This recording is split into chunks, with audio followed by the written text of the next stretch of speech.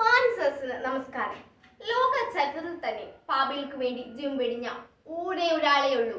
അത് ദൈവപുത്രനായ യേശു ക്രിസ്തു. ആ ക്രിസ്തുവിനെ വാഴ്ത്തി സ്തുതിക്കുന്നു. ഞാൻ ഇന്നിവിടെ പറയാൻ പോകുന്ന കഥയുടെ പേര് ക്രൂശിലെ ത്യാഗം. അതെ, നിങ്ങൾ എല്ലാവരും എന്നോടൊപ്പം കൂട്ടുകയാണ്. ഇപ്പോൾ സമയം പാതിരാവോട് അടുത്തിരിക്കുന്നു. അതാ ആകാശത്തിലേക്ക് നോക്കിക്കേ. നിങ്ങൾ എന്തെല്ലാം കാണുന്നു? ചന്ദ്രനെയും നക്ഷത്രങ്ങളെയും കാണുന്നില്ലേ? അതിൽ ഒരു നക്ഷത്രത്തിന് എന്തോ പ്രത്യേകത ഉണ്ടല്ലോ. എന്താണ് ആ പ്രത്യേകത? മറ്റുള്ള നക്ഷത്രത്തെക്കാൾ വലിപ്പവും നീണ്ട വാലും കാണുന്നില്ലേ? കണ്ണു ചിമ്മി നിൽക്കുകയാണ് താരകം, പുഞ്ചിരി തൂകി നിൽക്കുകയാണ് താരകം. ഇത് നമ്മൾ മാത്രമല്ല കണ്ടത്, പിന്നെയോ ആരുടെ കാൽക്കാത്തു കിടന്ന ആട്ടിടയന്മാർ കാണുന്നുണ്ട്. എങ്ങനെ? ചെറിയ മയക്കത്തിലായിരുന്ന അവളുടെ മുമ്പിൽ അതിഭയങ്കരമായ പ്രകാശം തെളിഞ്ഞു. അവൾ ഭയന്ന് വിളച്ചു. ആ പ്രകാശത്തിൽ നിന്ന് ഒരു മാലാഖ തെളിഞ്ഞു വന്നു.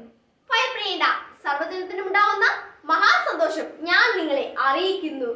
ക്രിസ്തുവെന്ന രക്ഷിതാവ് ദാവീദിന്റെ പട്ടണത്തിൽ നിങ്ങൾക്കായി ജനിച്ചിരിക്കുന്നു, നിങ്ങൾക്കായി ജനിച്ചിരിക്കുന്നു.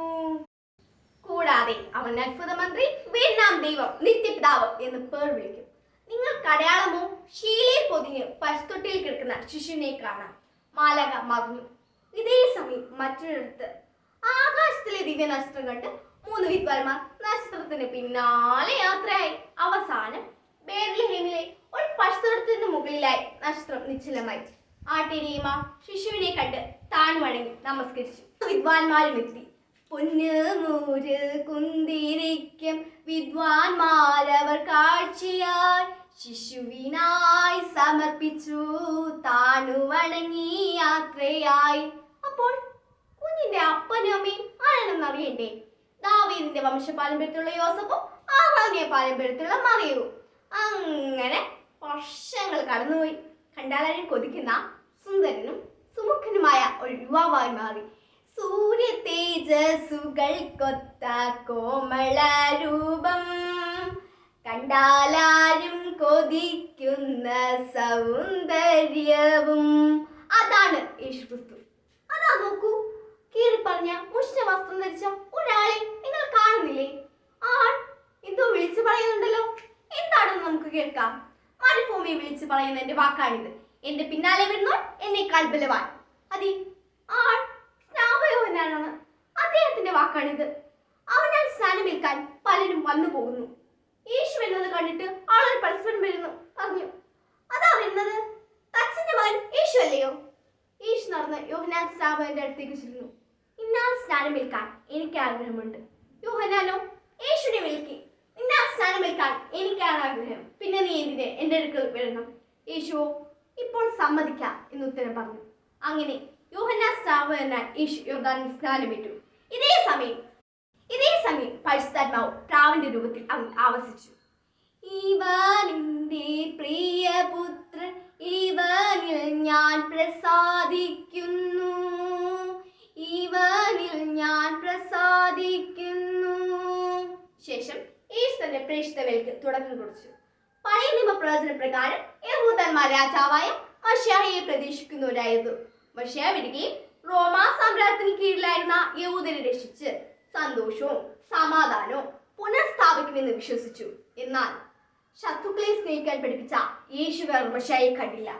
യഹൂദ മത നേതാക്കളുടെ കാപട്യവും കടുഭക്തിയും യേശു തന്റെ പ്രസംഗങ്ങളിലൂടെ ജനങ്ങളെ തുറന്നു കാണിച്ചു. ഇത് യഹൂദ മത നേതാക്കളെ ചൊടിപ്പിച്ചു. അബ്രഹാം ജനിക്കും മുമ്പേ ഞാനുണ്ടെന്ന് പറയുമ്പോഴും അവൻ ദൈവപുരുഷനെ കുറ്റം ചുമത്തി. അങ്ങനെ യേശുവിനെ കൊന്നുകളയാൻ അവർ തക്കം പാർത്തിരുന്നു. കോപ്പ് കൂട്ടുന്നവർ കോപ്പ് കൂട്ടുന്നു, ശ്രീ യേശുനാഥനെ കൊന്നിടാനായി. കോപ്പ് കൂട്ടുന്നവർ കോപ്പ് കൂട്ടുന്നു, ശ്രീ യേശുനാഥനെ കൊന്നിടാനായി. അങ്ങനെ ഇരിക്കെ യേശുവിന്റെ സന്തത സഞ്ചാരി പണം സൂക്ഷിപ്പുകാരനായ ഇസ്കരിയോത്ത് യൂദയെ അവർ വല വീശി പിടിച്ചു. അന്ന് രാത്രി ഗെത്സമനയിൽ യേശു തന്റെ ശിഷ്യന്മാരുമൊത്തു പ്രാർത്ഥിക്കാൻ പോയി. യേശു ശിഷ്യന്മാരോട് പറഞ്ഞു, പരീക്ഷയിൽ അകപ്പെടാതിരിപ്പാൻ ഉണർന്നു പ്രാർത്ഥിപ്പിൻ. ശേഷം യേശു മലമുകളിലേക്ക് കയറി, പിതാവേ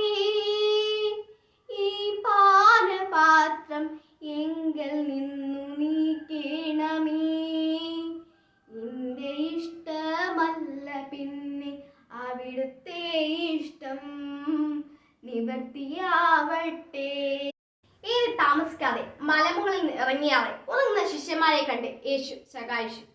യേശുവിനെ യൂദ ചുംബിക്കുന്നു. പെട്ടെന്ന് ഇരുളിന്റെ മറവിൽ നിന്ന് ഒരു കൂട്ടം പടയാളികൾ യേശുവിന്റെ നേരെ ചാടി വീണ് ബന്ധനസ്ഥനാക്കി.